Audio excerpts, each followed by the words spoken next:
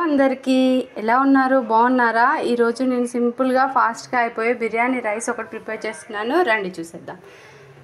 ముందుగా అయితే బౌల్ తీసుకొని దాంట్లో ఆయిల్ వేసుకొని వేడి చేసేసుకోవాలి. తర్వాత మన ఇంట్లో ఉన్న బిర్యానీ ఉంటుంది కదా, ఆ సామాన్ అంతా అదంతా వేసేసుకోవాలి. తర్వాత తరిగి పెట్టుకున్న పచ్చిమిర్చి, ఆనియన్స్ వేసుకోవాలి. ఇవి కొద్దిగా వేగిన తర్వాత, చాలా సింపుల్ అండి, ఓన్లీ 3 ఐటమ్స్. తప్పకుండా ట్రై చేయండి, చాలా టేస్టీగా ఉంటుంది. సాంబార్ రైస్లోకి అండ్ ఎనీ గ్రేవీ కర్రీలోకి, పన్నీర్ అయినా, వెజ్ అయినా, నాన్ వెజ్ అయినా ఏదైనా బాగుంటుంది. ఒకసారి ట్రై చేసుకొని టేస్ట్ చేసి చెప్పండి ఎలా ఉందో, కామెంట్ చేయండి. అలాగే కొద్దిగా జింజర్ పేస్ట్ యాడ్ చేసుకోండి. అండ్ నెక్స్ట్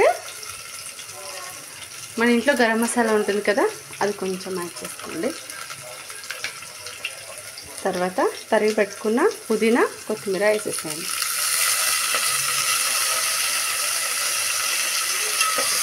ఇది కొంచెం వేగనివ్వండి, చాలా అవసరం లేదు, కొంచెం.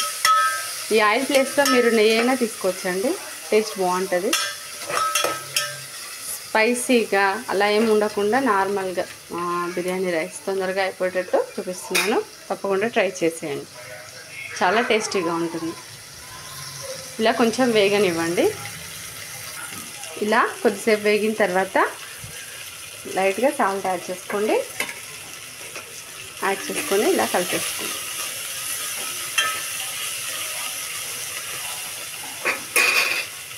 తర్వాత ముందుగా నానబెట్టుకున్న రైస్ ఉంటుంది కదా, బాస్మతి రైస్ అనే కాదు, ఏ రైస్ అయినా వేసుకోవచ్చు. ఇలా నానబెట్టుకున్న రైస్ వేసేసుకొని ఒకసారి బాగా కలుపుకోండి. ఒక 2 మినిట్స్ హై ఫ్లేమ్లో పెట్టుకొని ఇలా కలిపేసుకోండి. ఎందుకంటే ఈ మసాలా అంతా ఫస్ట్ రైస్కి పట్టేసి ఇది కొంచెం వేగినట్టు అయిపోతుంది. అలా అయితే టేస్ట్ కూడా చాలా బాగుంటుందండి, ట్రై చేయండి. ఇలా హై ఫ్లేమ్లో ఒక 2 మినిట్స్ అంతే. ఆ సాల్ట్ వేసాం కదా, అది కూడా చాలా రైస్కి ఇలా అబ్జర్వ్ చేసుకుంటుంది అనమాట. మనం సాల్ట్ వేసి, వాటర్ వేసి, రైస్ వేసి కలిపామనుకోండి, అక్కడక్కడ సాల్టీగా అలా ఉండిపోతుంది. ఇలా అయితే టోటల్గా మిక్స్ అయిపోతుంది. ఒక 1-2 మినిట్స్ అంతే హై ఫ్లేమ్లో ఉంచేసుకొని కలిపేసుకోండి. ఇలా కలుపుకున్న తర్వాత దీంట్లో సరిపడినన్ని వాటర్ వేసేసుకోండి. వాటర్ వేసుకున్న తర్వాత ఇలా ఒకసారి మిక్స్ చేసేసుకోండి.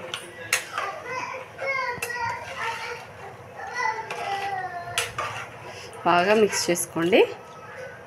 మిక్స్ చేసేసుకొని స్టవ్ ఏంటంటే హై ఫ్లేమ్లో ఉంచేసుకొని ఇలా క్లోజ్ చేసేసేయండి. ఒక 5 మినిట్స్ హై ఫ్లేమ్లో ఉంచేసేయండి. ఆఫ్టర్ మీడియం ఫ్లేమ్లో ఉంచేసేయండి. చూడండి, ఇలా మరుగుతున్నప్పుడు ఒక్కసారి కలుపుకోండి. మళ్ళీ తర్వాత ఇంకా అవసరం లేదు. టోటల్గా ప్రిపేర్ అయిన తర్వాతనే మళ్ళీ ఓపెన్ చేసుకోవాలి. ఒక్కసారి ఫస్ట్ టైం ఇలా మరుగుతున్నప్పుడు ఒకసారి కలిపేసుకోండి. మిడిల్లో ఒకసారి క్యాప్ ఓపెన్ చేసుకొని ఇలా ఫుడ్ కలర్ని యాడ్ చేసేసుకోండి. ఇది టోటల్గా ఆప్షనల్ అండి, మీ దగ్గర ఉంటే యూజ్ చేసుకోండి, లేదంటే అవసరం లేదు. కలర్ఫుల్గా కనిపించడానికి అంతే, టేస్ట్ పర్పస్ అంతా ఓకే. బట్ ఓన్లీ తీసేటప్పుడు మనకి రెడ్గా అలా వస్తుంది కదా, కలర్ఫుల్గా కనిపించడానికి అంతే. తర్వాత ఒక 2 మినిట్స్ లిడ్ని క్లోజ్ చేసేసుకోండి. అంతే అండి. ఒక 2 మినిట్స్ తర్వాత ఇలా స్టవ్ ఆపేసేసుకొని ఇలా క్యాప్ని ఓపెన్ చేసేసుకొని సర్వ్ చేసుకుంటే ఎంతో టేస్టీగా ఉండే బిర్యానీ రైస్ రెడీ అండి. చాలా పొడిగా ఉంటుంది, చాలా టేస్టీగా ఉంటుంది. వన్స్ కంపల్సరీ ట్రై చేయండి. ట్రై చేసి ఎలా ఉందో కామెంట్ చేయండి. సబ్స్క్రైబ్ చేయడం మాత్రం అస్సలు మర్చిపోవద్దు.